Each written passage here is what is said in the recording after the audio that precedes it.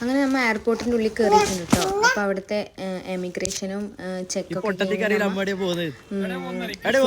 വേണ്ടി പോവാണ് കേട്ടോ. അപ്പോൾ എനിക്കൊരു ചെറിയ സർപ്രൈസ് ഉണ്ടായിട്ടുണ്ടായിനി. കാരണം എനിക്കറിയില്ല കറക്റ്റ് എവിടത്തേക്കാണ് പോകുന്നത്. എനിക്ക് സർപ്രൈസ് ആയിരുന്നു കേട്ടോ അത്.